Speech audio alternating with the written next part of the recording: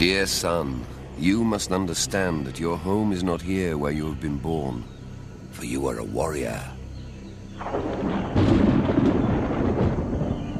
You are a bird, and this house where you have just been born is only a nest. Your mission is to give the sun the blood of enemies to drink, and to feed the earth with their bodies.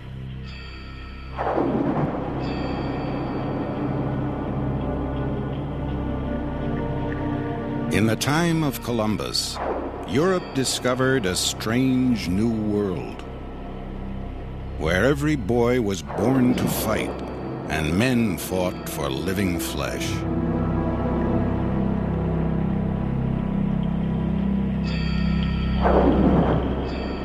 Mortals to be sacrificed, to slake the thirst of a god for blood.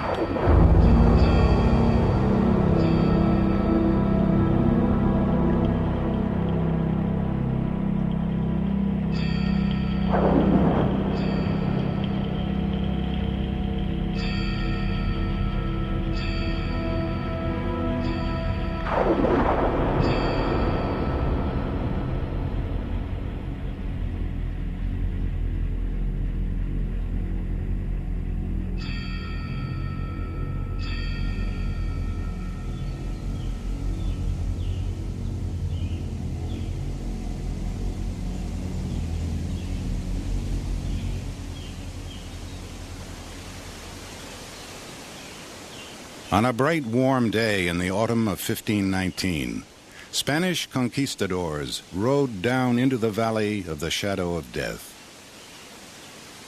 They feared no evil because they saw none, only greening pastures and shimmering still waters, and a city afloat, Tenochtitlan, capital of the mighty kingdom of the Aztecs.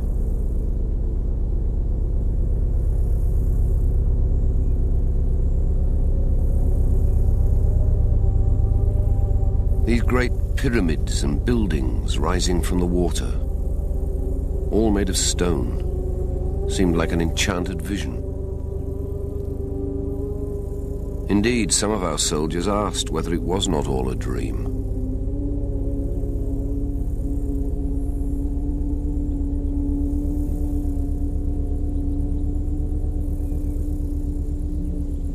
Riding 8 abreast down a long causeway, a few hundred foreigners entered a city of 200,000, larger than any in Spain.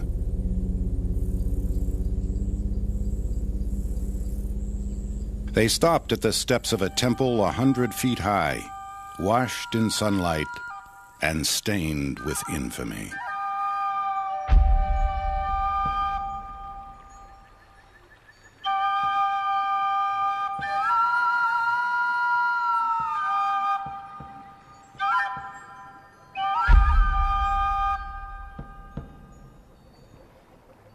The walls of the shrine were so caked with blood, and the floor so bathed in it, that the stench was worse than that of any slaughterhouse in Spain.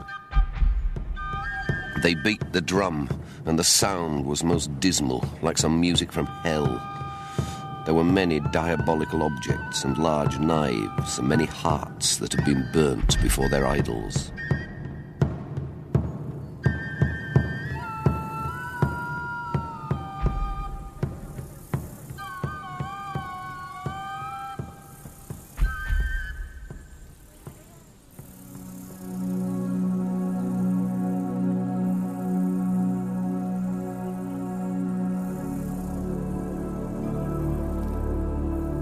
From the Gulf of Mexico to the Pacific Ocean, the Aztecs ruled an empire built on trade, tribute, and terror. But they were awed by the men with white skin and dark beards from a land beyond the sea, who carried sticks that belched fire and who might be gods.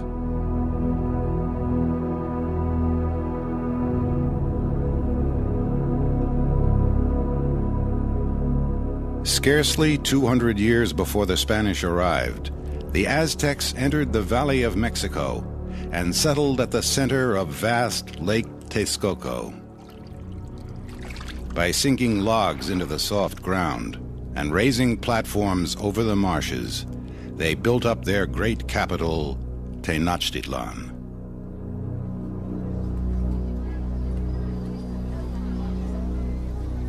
Lacking natural wealth, the city grew rich on trade. Life revolved around its thriving markets.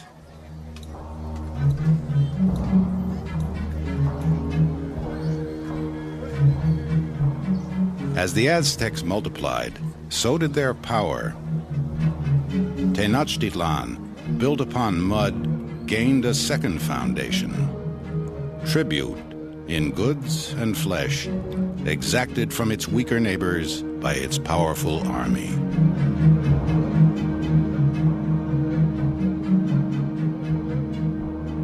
For a boy, to be born an Aztec was to be born a warrior. When he came into the world, the midwife sprinkled water across his mouth and chest and held him up to the gods. One day, she chanted, he would enter the palace of delights where the brave who die in battle rejoice. The boy's life would be dedicated to Huitzilopochtli, god of the sun and of war. He was the model for every warrior. Each night, the sun god fought furiously with the moon and the stars. At dawn, victorious, he rose again, and crops flourished.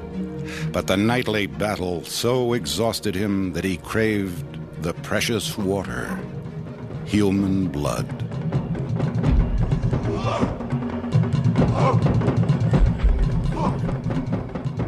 When the Aztecs dedicated their shrine to the sun god, they wallowed for days in an orgy of sacrifice. Their victims numbered in untold thousands. War must always continue, so that whenever our god wishes to eat and feast, we may go there as one who goes to a market to buy something to eat, to obtain victims to offer our god, Huitzilopochtli.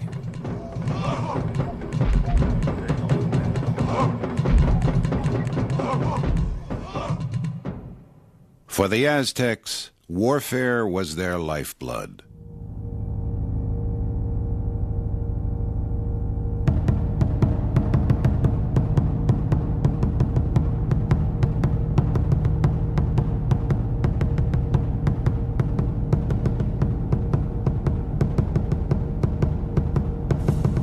Leaving childhood, a boy entered a house of youth to begin his training.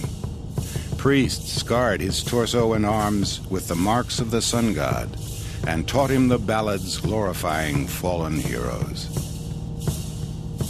The brave warriors and all the youths, each day, each night, should sing and dance, so that all the cities which lay about Mexico should hear. At 15, the boy learned the tools of his profession: the bow and the sling, the javelin and the shield, but foremost, the club. It was studded with blades of obsidian, razor sharp and harder than steel. Such a weapon could sever a man's head with one blow. The boy learned how to live through battle and how to die nobly. He was not to fear death, but should even welcome it.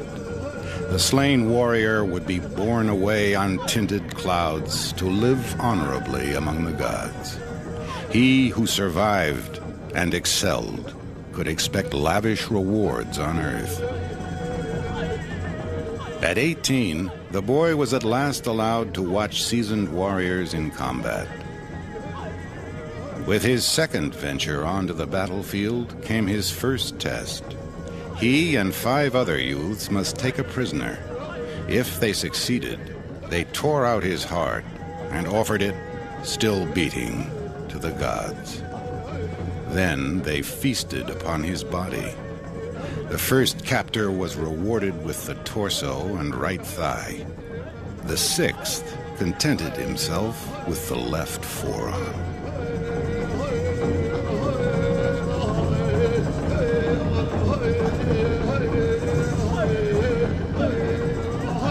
Taking a second prisoner brought the young man new privileges and higher rank. A third gave him command of junior warriors and the right to dance and drink spirits at festivals. A fourth captive made him a fully fledged warrior. A fifth won him distinction in dress. After taking 6 captives, he joined the exalted ranks from whom officers and generals were chosen. However low a warrior's birth, glory in battle opened the way to noble rank and untold wealth. The king of the Aztecs fought beside his soldiers, wearing the most resplendent feathered headdress, but braving the same dangers. His authority rested upon his courage. A warrior's time in the sun could be brief. If fortune failed to shine upon him, no matter his rank, he returned to work as a fisherman, farmer, or sandal maker. But another summer brought another campaign, and one more chance for glory. Insatiable for tribute, the Aztecs warred incessantly with other tribes. Before fielding their army, they sent out their spies. When they entered land under which they were at war, they became like their enemies, in their garments, their hairdress, their speech. If they were discovered, they were slain. South of Tenochtitlan, a party of Aztec spies entered a Mixtec city, renowned for its gold, feathers, and precious jewels. Unmasked, the spies were seized and publicly flogged. When he learned of this affront, the Aztec Emperor Moctezuma vowed revenge.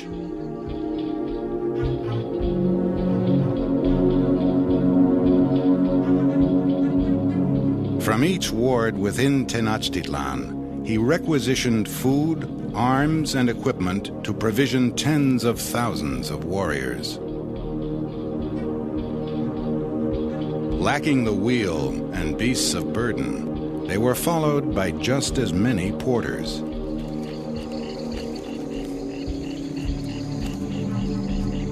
Priests carrying effigies of the gods marched ahead, behind raiding parties and scouts, who relayed messages to the main body with conch shells.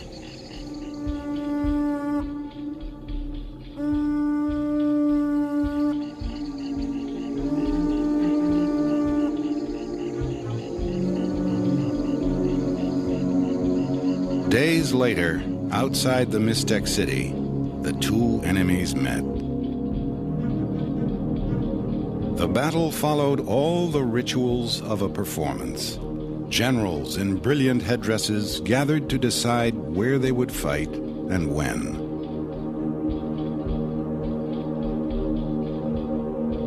Receiving the instruction, "Prepare for battle," warriors hurled taunts across the field. When their priests announced the time was right, the chants and whistles and war cries were amplified by conch shells and drums into a riotous din.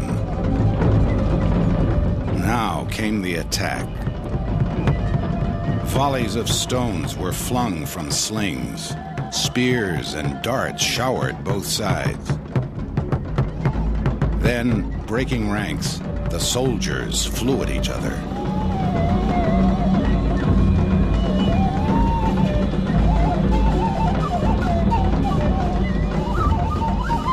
Amid the chaos of battle, men vied to show off their skill. The Aztec warrior fought as a solitary hunter, competing with his own kind for prey. No warriors stood out more than the elite of the nobles, dressed in splendid costumes and terrifying headdresses, the Knights of the Eagle and the Jaguar.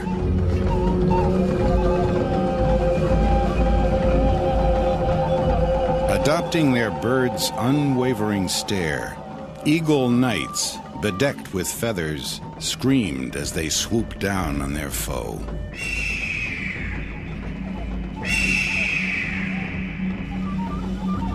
With the stealth of a cat, the jaguars silently stalked their prey, then erupted in a frenzy as they pounced.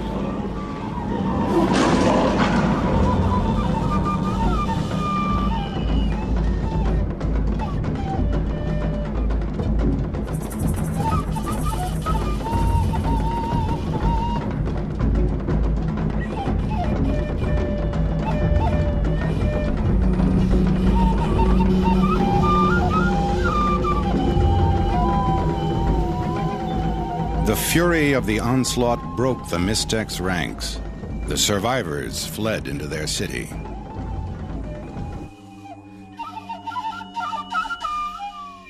As the Aztecs fought their way through the streets, their captains urged them on to the Great Pyramid in the center. Baying and howling, they charged up the steps. At the top, jubilant warriors set the thatched roof of the temple ablaze. It was the signal for victory and pillage. Amid the ruins, Moctezuma dictated harsh terms. The Mixtec king was strangled, his family enslaved. A back-breaking tribute was exacted.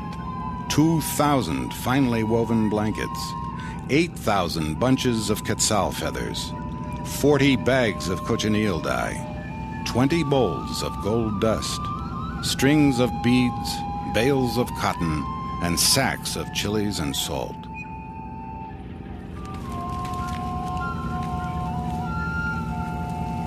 Behind the victors on their march home, a single file of captives dragged their feet through the dust, knowing their fate. On the next feast day honoring the sun god, prisoner after prisoner was led up the steps of the temple and stretched across a stone. Thrusting his flint knife under the victim's ribs, the priest reached in and tore out the heart. The proud captor was then handed a bowl of blood from his victim's chest. Dipping his fingers in it, he daubed it across the mouth of each stone idol in the temple. Once more, the sun god could do battle with the night, its thirst for the precious water quenched, until the next dawn.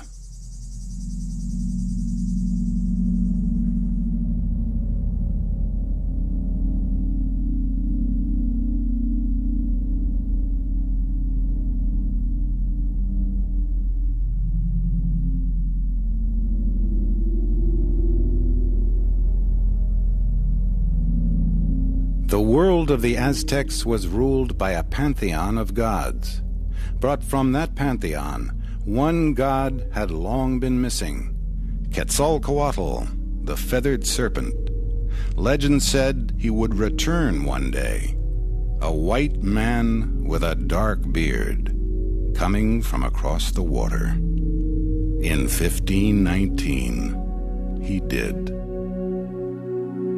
When Hernán Cortés entered the kingdom of the Aztecs, he was taken for a god. The Spanish themselves saw the dazzling white city of Tenochtitlan as heaven. They rode through immaculate streets, laid out with geometric precision. Fresh water flowed into the city along an aqueduct 6 feet deep. Vegetables flourished in terraced fields. Flower gardens perfumed the air. To the hard men from Spain, here was an Eden of leisure and luxury.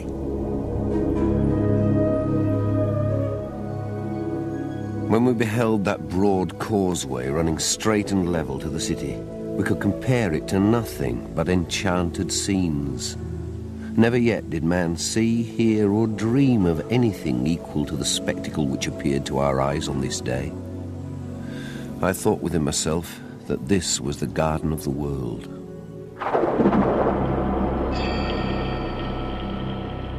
As the Spanish beheld this earthly paradise, they were watched by 10,000 ghosts. Victims of the Aztec priests, their heads severed from their bodies and skewered on poles. Revolted by their hosts, righteous in their cause, Cortés and a few hundred conquistadors set out to conquer the Aztec nation. Reaping the hatred the Aztecs had sown, Cortés found allies among their enemies. He cloaked himself in the mantle of a returning god and the aura of the mounted conquistador, half man, half beast, a creature unknown in the New World. But he placed his trust in his cannons and muskets.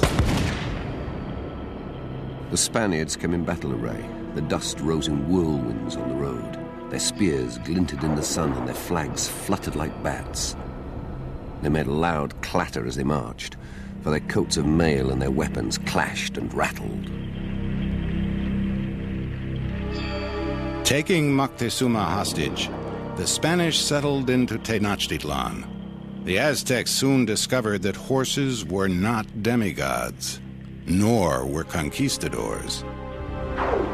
Pursued by an army of thousands, the Spanish fled the way they had come, across the causeway, on a retreat they would call the Noche Triste, the sad night. I'd taken part in many battles, but up to that time, when I saw the cruel deaths inflicted on our comrades before our very eyes, I'd never felt such fear. The Aztecs had expelled the false god, but the Spaniards left behind a weapon against which there was no defense. House by house, Tenochtitlan was ravaged by smallpox. 2 years later, Cortés returned. Its army weakened, its leader dead, the great capital of the Aztecs fell, and with it, their empire. This nation of warriors who lusted for blood, conquered by a handful of soldiers who killed for gold.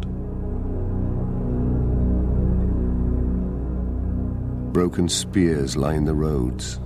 We have torn our hair in our grief. The houses are roofless now, and their walls are red with blood. Worms are swarming in the streets and plazas, and the walls are splattered with gore. The water has turned red as if it was dyed, and when we drink it, it has a taste like brine. We have pounded our hands in despair against the adobe walls, for our inheritance, our city, is lost and dead. The shields of our warriors were its defense, but they could not save it.